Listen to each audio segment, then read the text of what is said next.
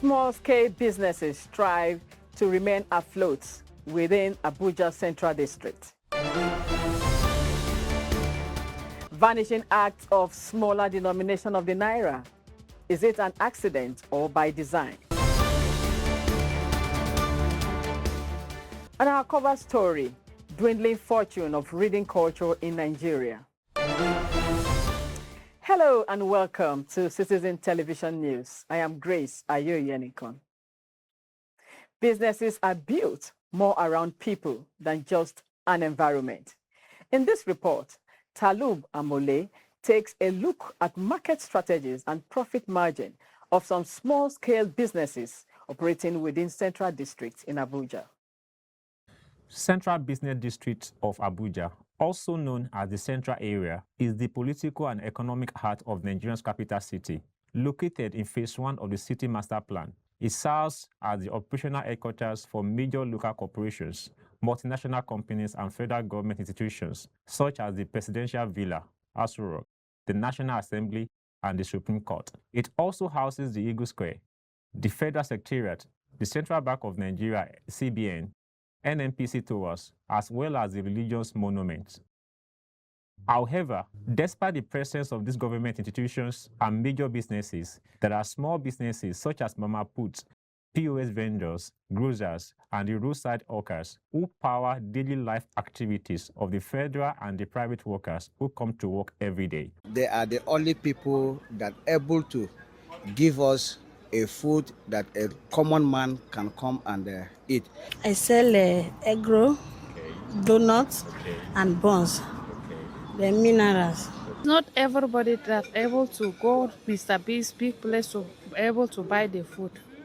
We are selling here in the lowest price. Till like that December time, I have to buy something like cup, plates, and offer to them to show their appreciation for what, because they are my customer. And the more you do to them like that, you will see that the next they will continue to come. In Central Business Area, Abuja, I am Talub Amole for Citizen TV.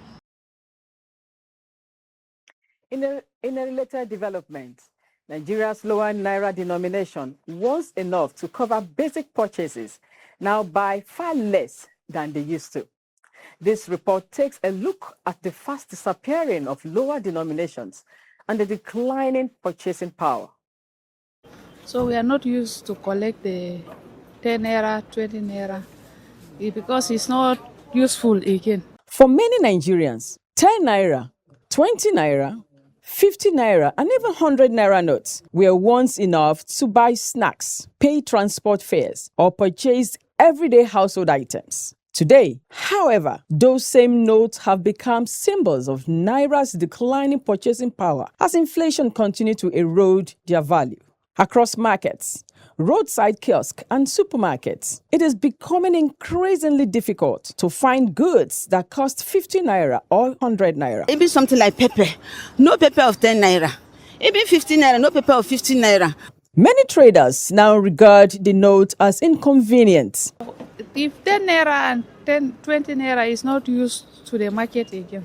You went to market now is from 200 naira, 500, 1,000 above. Why some businesses have stopped stocking products at those price points altogether. What can these lower denominations buy today? A visit to several retail outlets shows that 50 naira now buys very little. As in most urban centers, it may only be enough for a sachet of drinking water, while in some locations, it would only buy 1 or 2 sweet or chewing gums, a small nylon bag or other value item sold in bulk.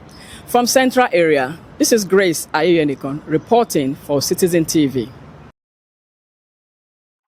Still ahead, focus on a star-rising station amidst proliferation of radio broadcasts in Nigeria. Please stay tuned. In a country full of conversations. Because I'm different. I am Bola Ahmed Tinubu. Every investor wants a secure environment. We can't continue to breed poverty. I am responsible to Nigerians. Who is really explaining what matters? Policies are made at the top, but do they reach the people? And the voices of the people, are they truly being heard? We connect both sides. What is unfolding is not just an environmental or economic issue. but a governance challenge. INEC recently extended the deadline to allow primaries sufficient time to perfect their membership record and ensure electoral compliance. By mid-2023, due to the effects of the government policies on flotation of naira and removal of subsidy. Citizen TV, a voice for the people. Welcome back.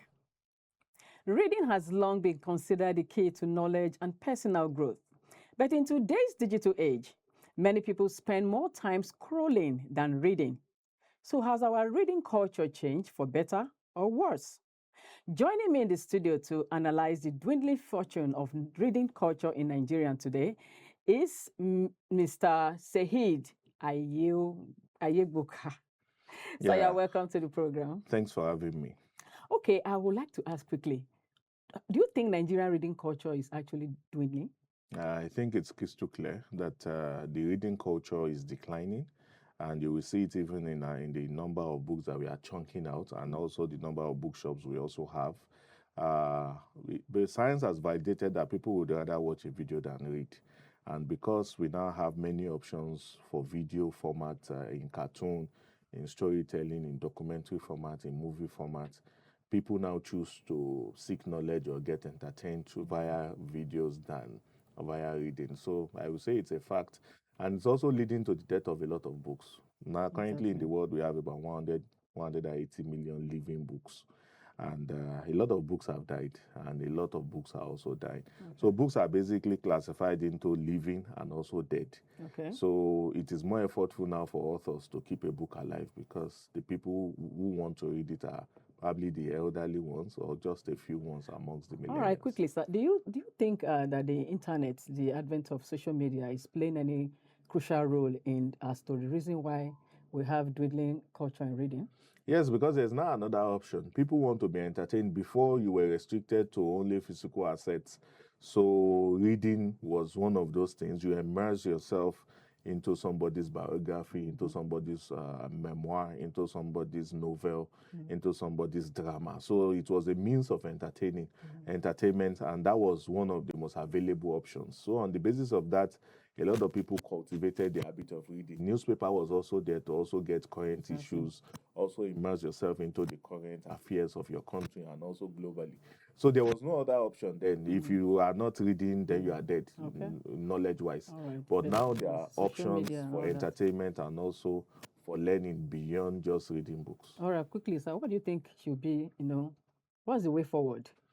I would say parents need to, because without being a reader, if you are not a voracious reader, your intellectualism cannot be sharpened. No matter how hard you watch documentaries, you watch videos, if you are not a reader, you can't become an intellectual.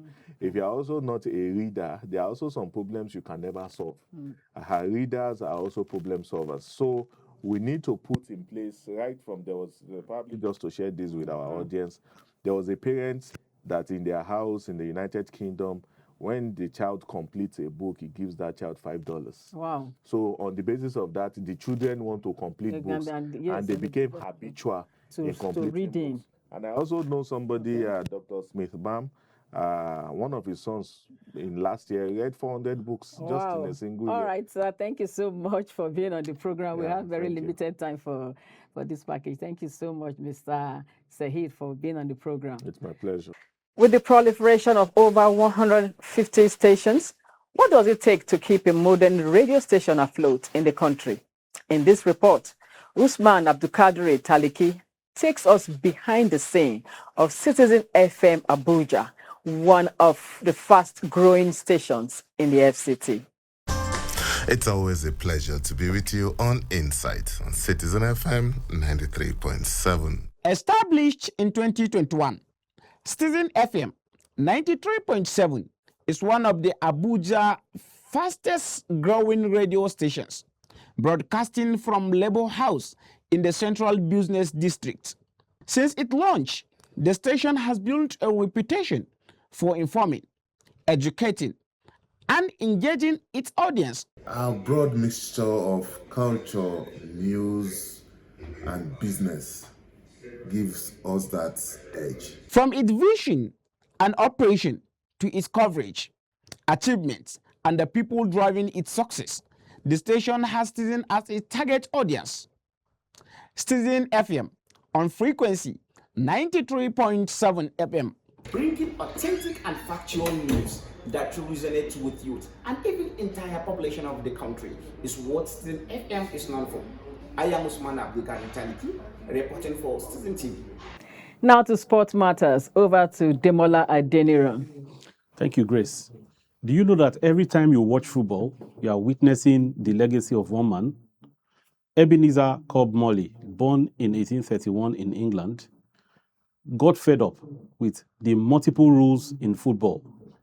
So therefore, he organized the first association football in modern history. In 1863, he got tired watching football with many rules.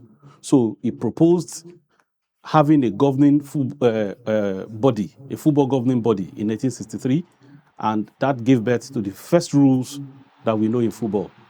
Consequently, the guidelines and the rules agreed upon in football at that point gave birth to FIFA and the World Cup and every other football association we know in the world. Grace, do you watch football? I do watch football, but it's only when Nigeria is playing. You're a patriotic Nigerian then. And hopefully Nigeria will be qualifying for more World Cups so that we have Grace watching football. We hope so. We hope so.